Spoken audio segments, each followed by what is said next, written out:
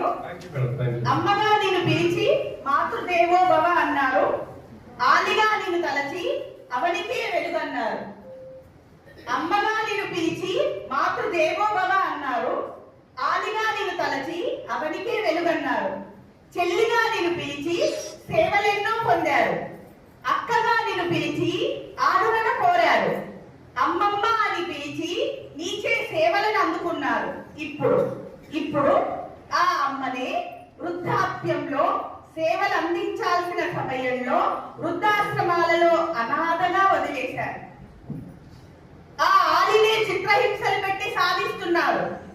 అక్కకు చెల్లికి ఆస్తిలో వాటా లేదని నాటకాలు వేషాలు వేస్తున్నారు.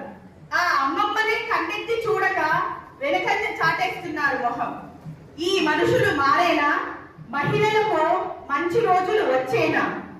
ఈనాడే ఏనాడో మరి ఆ రోజులు వస్తాయా చూస్తామా అని నాకు ఆశగా ఉంది, చూడాలని.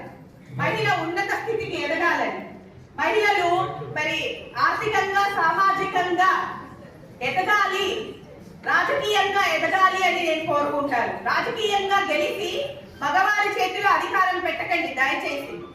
మీరు ఆధిపత్యం చేయండి, మీరు అధికారం చేయండి. చాలా టైం తీసుకుంటే సారీ.